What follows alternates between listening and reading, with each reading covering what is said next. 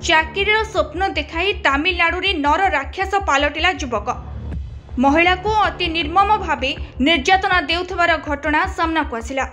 अभियोग अनुसार जगतसिंहपुर जिला त्रितोल थाना अंचल शिवदास को 21 वर्षीय विवाहित झियो विवाह पर कौनसी कारणरू निज बापा घरे रहुथिबा बेले कोटिल ग्रामर मिट्टू मल्लिक पुओ बाया मल्लिक नमिता को तमिलनाडु रे चाकरी कराई देबार स्वप्न देखाइथिला। नमिता परिवार आर्थिक अनटन रे चलुथिबारु किछि बाट न पाई बाया स्थानीय अंचलर बासिंदा होइतबारु ता कथारे विश्वास करी नमिता बाया सह तमिलनाडु जाइथिला। किंतु सेठारे चाकरी कराई देबा परिवर्ते नर राक्षस चमड़ा पिपासु जोर जबरदस्त बारंबार निर्यातना करिबा सह अकथनीय जंत्रणा देइथिला। एतेसह मोते बाहा होई एठी रहइबो बोली नमिता को बारंबार धमक मध्य देइथिला।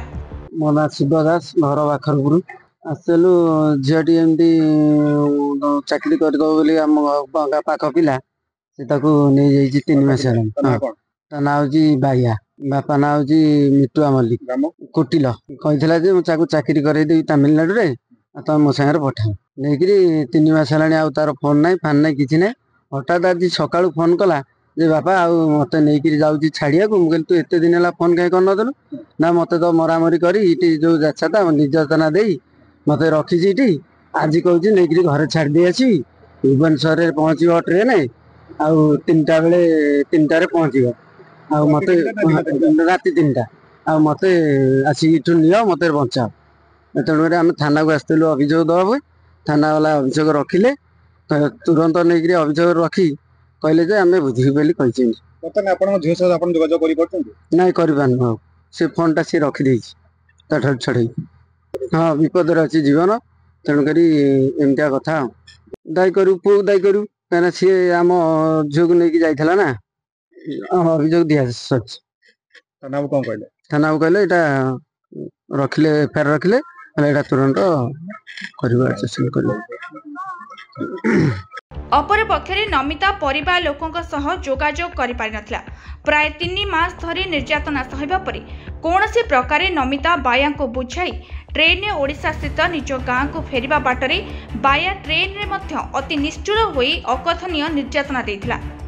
ए बाबदरे नमिता कौशल क्रमे फोन निज घर लोकों को जणाइबा परे नमिता मां त्रितोल थाना रे अभियोग करिबा सह झियो को उद्धार पाई अनुरोध करिसंती। घर बाखरपुर से झील शाशु घरे काटमुंड होकर आम घरे आसी ठेला से आम साई पड़िशा गोटे से चाकरी करने तार गोटे 2.5 वर्षर पुओटे से पुओ को भी नहीं जाइला।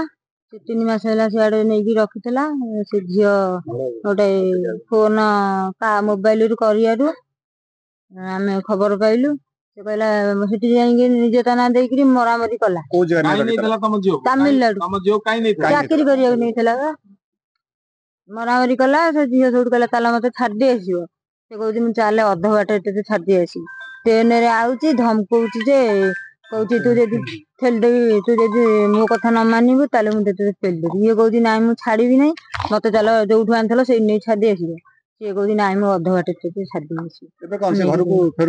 हाँ आउ फोन पाइले हाँ हाँ झील फोन करता अलग फोन फोन कर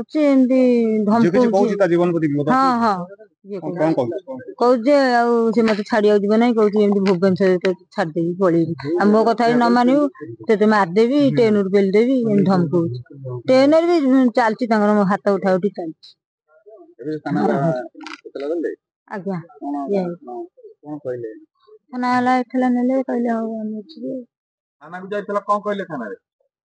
थाना पचारे सब ना हरिया पचारे पुओ ना पचारे कौन आश्वासन देले कहले हम बुझू बुझाबुझी करी सुनिया पजु आज राती 2टा ट्रेन लागियो। हां 2टा 25 सेति पई कोन प्रिपरेशन थाना वाला अछि कोन होतले थाना वाला कहले तो बुझी बोली कोन चाहना केमिति कोन झी आसीबो कोन करियो सेटा तो हम जाई उधर करके आनला। हां उधर करके आनले जे हम कति तेबे देखिबाकू बाकी रहिला जे त्रितोल पुलिस की पदक्षेप नेउची और प्रकृत घटना केबे सामना को आसुची।